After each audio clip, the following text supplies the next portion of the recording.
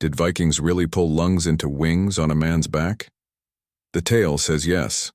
The sources in the body say the picture is not so simple. The blood eagle lives between terror and truth. Listen close. A harsh rumor moved like weather over the north. It ran ahead of longships across river mouths and sea roads, into halls where men weighed silver and oaths.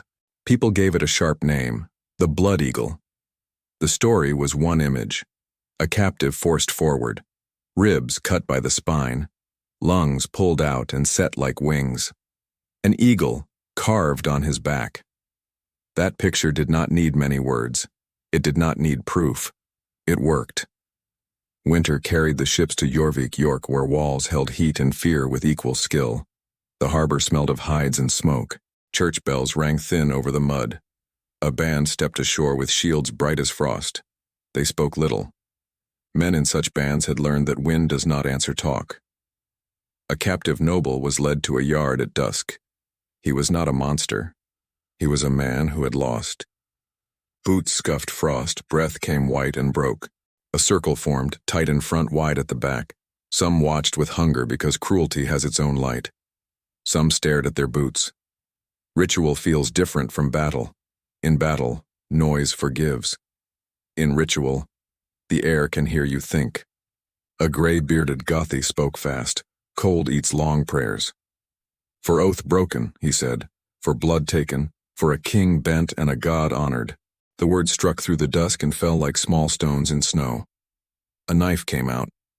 Not a pretty knife. A work knife. A hand set it where ribs curve close to the spine. Here the rumor and the body parted ways. The flesh refuses theater. Breath leaves fast. Shock takes the stage before anyone can arrange a face. The sound that follows is not a scream. It is silence. A long, exquisite cruelty pleases princes and poets. Muscle and blood do not audition. Enough, the Gothi said, at a moment when enough still sounded like order. He marked an ending. The circle loosened. Men blinked as if they had stared into wind. The body left by a door no one used for feast days. The rumor left by every mouth that would open before morning. A skald at the edge of the circle shaped a line he knew would pay for a bed. He did not say lungs. He did not say vertebra. He said low and slow, so the first retelling would carry clean. An eagle was carved upon his back. A raven on the wall lifted black shoulders and folded them again. The tail flew. It reached halls where kings liked to be taller. It reached markets where men counted coin. It reached farms where mothers hushed boys who wanted to raid. They carve eagles, a trader would say, and a tax was paid early. They carve eagles, a mother would say, and a boy stared at the door as if the wood had learned a new way to lock. The story fattened or thinned with the teller. Give it to a monk and he wrote it as a sin with a lesson. Give it to a chieftain and he sharpened it into policy.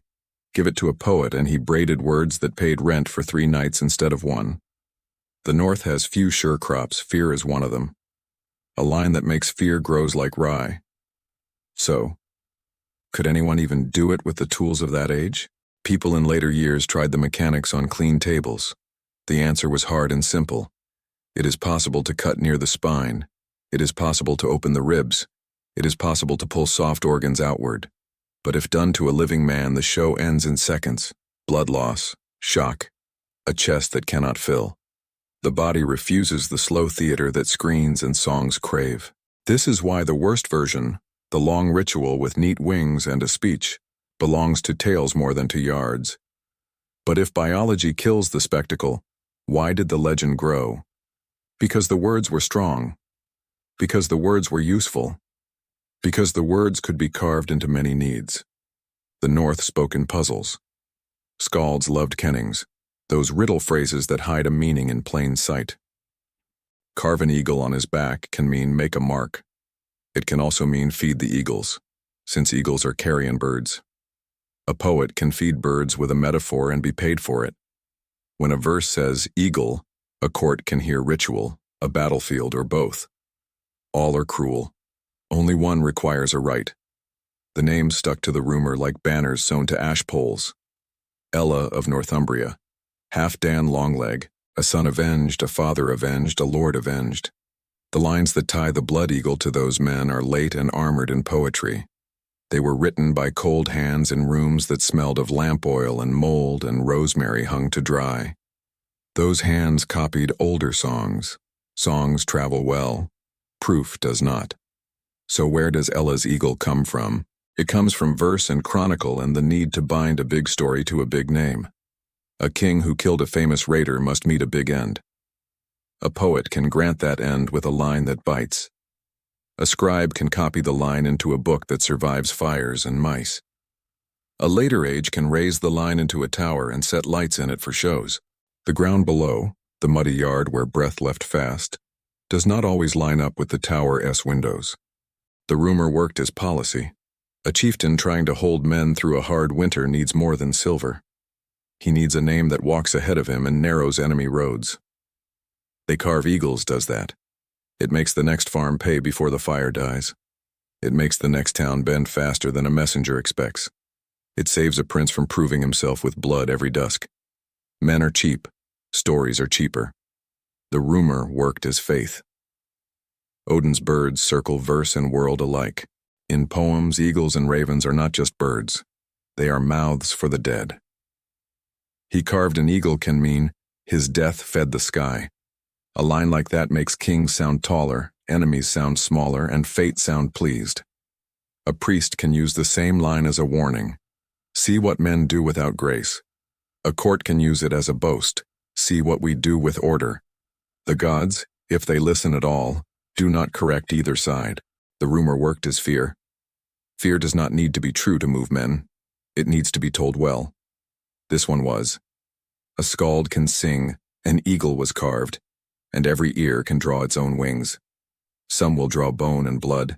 Some will draw carrion on a field. Some will draw both and sleep badly. All will remember. That is enough. Then why do shows make it slow and neat? Because shows live on slow and neat. They need candles that never gutter in wind. They need knives that pose for a lens. They need ribs that part and do not spray a glass pane. They need actors who can speak while the body would be silent. A stage is a good liar, but the lie is not only modern. Every age dresses the rumor in clothes it can afford. The North dressed it in verse. The monks dressed it in gloss. The screen dresses it in light. The raven on the wall does not care. The raven waits for meat and knows the seasons. The tale reached law things and split men in two. At the stone by the ford, the old said, "Fear gathers tribute. A name of iron is a road that leads enemies into ditches." The young said, "Fear is a tool until it is a habit. Habits turn and bite the hand that feeds them." Both were right. Winter likes simple answers, but men are not made for them. Case stories stuck to the rumor as burrs stick to wool. Halfdan Long-Leg was said to have done such a thing to a rival. Some nodded. Some raised eyebrows. A man at the back barked a laugh that was not unkind. The rumor does not mind contradiction. It only minds silence. Then what is true? The safe truths are these. The blood eagle as a slow write does not match the speed of the body. The verses that sound like it are late and love riddles. Some scholars argue the line is a metaphor that a later age hardened into a rite. Some say a rare attempt could have happened in a dark yard because a prince demanded a stage and a knife obeyed. Both sides agree on one thing. The tale worked. It moved people. It changed how men bowed and signed and slept. The yard where it might have happened looked like any yard. Packed dirt. A fence that leaned. A barrel of brine holding onions like small moons. A priest said mercy. A prince said policy. A poet said poetry. The rumor left the yard before the stretcher did. Rehook. If the sources are shaky, what should we call the truth? Dark history or legend that won? Call it a tool. It was lifted and set down as needed. It was oiled with verse and left in frost in peace years. It was sharpened when the band needed silver and raised when a treaty needed fear. It let princes be taller. It let judges be older. It let markets be quieter. It let children be more obedient. Tools that do all that live longer than proof. Years turned like rough dice. Grandsons wore grandfather's oath rings. The same skaldic line paid for beds. An eagle was carved on his back. In scriptoria, young hands copied it with care. In halls, older mouths spoke it with pride or warning. On moors, ravens kept their own count and did not care for syllables. A leech woman, the kind who sets bones and sees more truth than priests, was once brought to a hall to look at a living man the prince had promised an eagle. She touched muscle and spoke plain. "Do what you boast and the breath goes at once," she said. "Too fast for a crowd to see the art." The prince frowned. "What good is a fear that rushes?" The skald answered, "Because poets know fear." "A quick fear makes longer stories," he said. "Men fear what they cannot get a clean look at." The prince smiled. He did not thank the woman. Armies have always marched faster on fear than on bread. The blood eagle rumor was bread for fear. It told enemies that rage had rules, and those rules were worse than chaos. It told allies that their side could turn grief into law. It told neutrals to pick a lane if they liked breathing. It saved lives, too. Lives of men who would have died proving themselves if a line had not done the work for them. Terror is a cheap contractor. It does more with less than any levy can do. York at dusk does not remember which version happened in its walls. Stones hold heat and let it go with old patience. A gull sits like a judge and watches a boy chase a pigeon and lose. A fishwife scolds the river in a flat voice. The walls do not require truth to carry sound. That is men's work. They do it well. The story crossed ages and dressed for each. In one age it scolded, in another it warned. In another it strutted in furs borrowed from theaters. For every age it put on a different cloak and kept the knife of meaning underneath. The raven did not change. The yard did not change. The way breath left a broken chest did not change. Men changed, which is always enough. A last scene because all long stories want one. A hall in winter, fire low, cups on a board scarred by years. The skald's harp quiet. The rumor sits with the bones and the smoke and waits as it has waited in every hall that loved a sharp line. Men speak of raids, of markets, of sons who will be men in spring. Someone says easy and proud. They carve eagles. Someone else says nothing and looks at the flame. The line fills the room like a wind that does not move cloth and still makes people cold. Here is the ending promised. Plain, fair, and tight. The sources that speak of this rite are late. They are not court records. They are poems and sagas. Skalds loved riddles. Carve an eagle may mean feed the eagles. That is, leave bodies for carrion after battle. Some scholars say the blood eagle as a formal rite is a misunderstanding hardened into legend. Others say a rare attempt could have happened. The body allows the cuts, but a living man would die very fast. There is no slow show. The long ritual belongs to screens and to songs.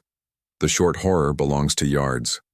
One attempt or none would be enough to feed a century of fear if the line was sung well. The tale worked as terror and policy, even if no one ever made neat wings. That is the truest thing here. What do you think is right to believe? Is the blood eagle a shard of dark history, a rare, brutal rite used to make fear into law? Or is it actual history's cousin, a poet's metaphor hardened into legend? A threat that worked because words were carved deeper than any knife could go.